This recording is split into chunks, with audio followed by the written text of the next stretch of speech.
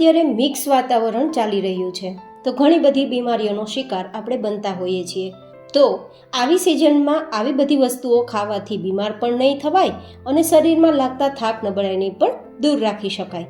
સાથે જે લોકોને હાડકાના દુખાવાના પ્રોબ્લેમ્સ છે, જેમ કે સાંધાના દુખાવા, કમરના દુખાવા, પગના દુખાવા, નબળાઈ, આવી બધી બીમારીઓને પણ તમે દૂર રાખી શકશો। તો ચલો રેસીપી શરૂ કરીએ।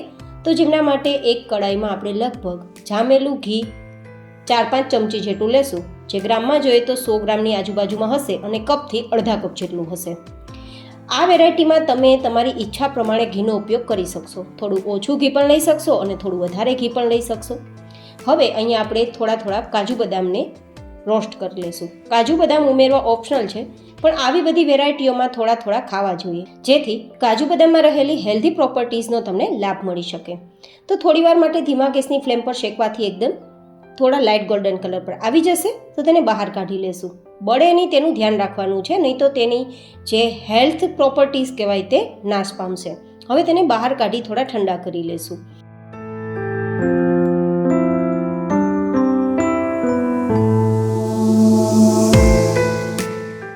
અને હવે આ જ ગરમ ઘીની અંદર આપણે સૌથી હેલ્ધી વસ્તુ તળવાના છીએ, અને તે છે ગુંદ। ગુંદ મેં અડધા કપ જેટલો લીધો છે અને અડધા કપ ગુંદને તળવા માટે મેં અત્યારે અડધા કપ જેટલું ઘી ઓગાળ્યું છે, ગરમ કરેલું છે। તમે જો ગુંદનો ઉપયોગ નહીં કરો તો તમારે માત્ર 3-4 ચમચી જેટલા ઘીમાં આ વેરાયટી તૈયાર થઈ જશે, પણ આપણે ગુંદને તળવા માટે ઘીનો ઉપયોગ કરવો પડે છે અને થોડું ઘી પણ પ્રમાણમાં વધારે જોઈએ છે। તો તમે એ રીતે વેરાયટી તૈયાર કરી શકશો। ગુંદ થોડો ઓછો નાખશો તો ઓછું ઘી જોશે, ગુંદ નાખશો જ નહીં તો ઘી એકદમ ઓછું જોશે। તમારી પાસે મેં ચોઈસ આપેલી છે, એ પ્રમાણે તમે ડિઝાઇન કરી શકો છો।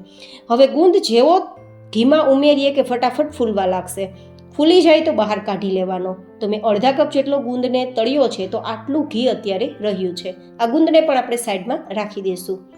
હવે માત્ર 1 ચમચી જેટલું જ ઘી છે, તો આપણે લોટને શેકવા માટે પણ ઘીની જરૂર પડશે, તો આગળ ઉમેરશું। તો અત્યારે મેં 1 કપ જેટલો બાજરાનો લોટ લીધો છે, જેમાં ભરપૂર કેલ્શિયમ હોય છે, જે તમારા હાડકાને લોખંડ જેવા મજબૂત કરશે। સાથે બાજરાનો લોટ થોડો કરકરો હોવાના કારણે બાઇન્ડિંગ પણ આપે અને થોડો ટેસ્ટ પણ સારો આપે, તે માટે 1 કપ જેટલો રોટલીનો ઝીણો લોટ, જેને આપણે ઘઉંનો ઝીણો લોટ કહીએ, તે પણ ઉમેરી દઈશું અને મિક્સ કરી દઈશું। હવે આપણે ધીમા ગેસની ફ્લેમ પર તેને શેકવાનો છે। તમે આ રીતે ડ્રાય રોસ્ટ પણ કરી શકો છો અને થોડા ઘીમાં પણ શેકી શકો છો, પણ હું થોડા ઘીમાં શેકવા માગું છું, તો ફરીથી લગભગ અડધા કપ જેટલું ઘી ઉમેરીશ। તો કુલ ટોટલ આપણે 1 કપ જેટલું ઘીનો ઉપયોગ અહીંયા થયો છે। હું ફરી એકવાર કહું છું, તમે ગુંદ જેટલા પ્રમાણમાં લેશો એટલું તમારું ઘી વધારે જોશે, તો એ રીતે તમે ઘીનો ઉપયોગ કરીને વેરાયટી તૈયાર કરી શકો। પણ હવે ધીમે ધીમે શિયાળો પણ નજીક આવી રહ્યો છે, તો આવી બધી વસ્તુઓ તમારે શિયાળામાં બનાવતા હોય તો થોડું ઘી પણ ખાવું જરૂરી છે, જે પણ શરીરમાં જરૂરી છે। પણ હા, જે માપથી તમે સામગ્રીઓ લેતા હોય તે જ માપથી તમારે બધી જ સામગ્રીનો ઉપયોગ કરવાનો રહેશે। મેજરિંગ કપ હોય કે ઘરમાં રહેલી વાટકી, જેથી પરફેક્ટ વેરાયટી તૈયાર થાય। હવે આ રીતે થોડો લાઇટ ગોલ્ડન કલર પર આવે ત્યાં સુધી ધીમા ગેસની ફ્લેમ પર શેકવાનો છે। ગાઈઝ, આ રીતે તૈયાર કરેલી વેરાયટીઓ ઘણીવાર ડૉક્ટરથી દૂર રાખે છે, કારણ કે નાની બીમારીઓને આવી જ બધી વસ્તુઓ ખાવાથી દૂર કરી શકાય છે। તો આપણે દવાખાને દોડતા પહેલાં આવી વસ્તુઓ ખાવાનું થોડું ધ્યાન રાખશું તો ચોક્કસ આપણે હેલ્થી રહી શકશું। તો સિઝન બદલતા ઘણીવાર બીમારીઓ થઈ જતી હોય છે, તેને તો દૂર રાખી શકાય, પણ નબળાઈ થાકને દૂર રાખી શકાય। સાથે કમર અને સાંધાના દુખાવા માટે પણ આપણે જે આગળ ગુંદનો ઉપયોગ કર્યો છે ને, તે પણ આ વેરાયટીમાં ઉમેરશું તો વેરાયટી વધારે હેલ્ધી તૈયાર થશે।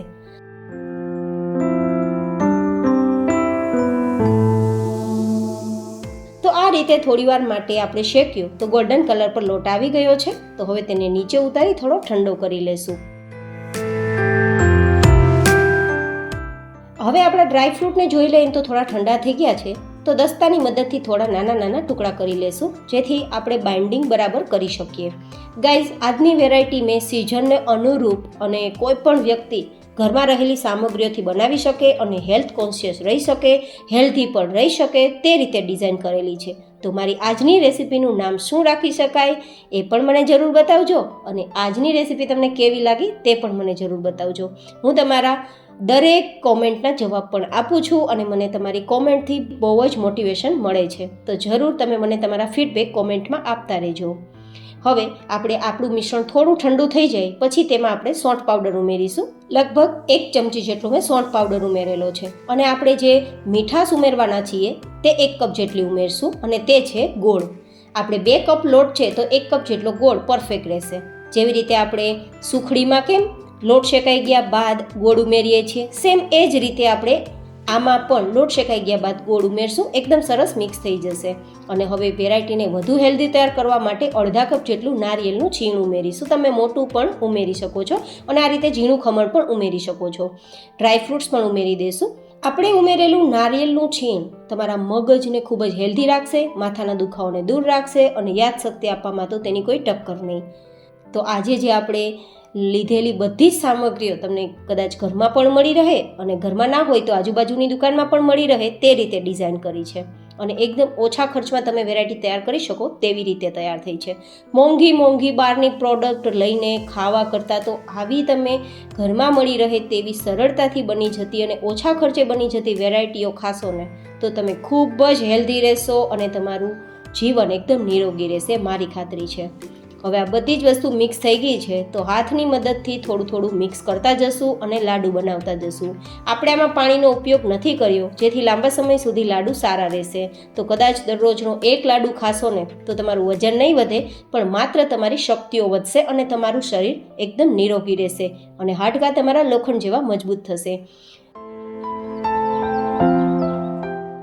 જો આ રીતે ખોલીને જોઈએ ને તો આપણો લાડુ એકદમ ખાવામાં નરમ હોય ને તેવું દેખાય છે કારણ કે આરામથી ટુકડા થઈ જાય છે. તો કડક પણ નથી જેથી કોઈ પણ વ્યક્તિ ખાઈ શકે. તો ફરી મળીશું એક નવી જ હેલ્ધી એન્ડ ઇન્ટરેસ્ટિંગ રેસીપી સાથે. ત્યાં સુધી stay healthy, stay happy, take care.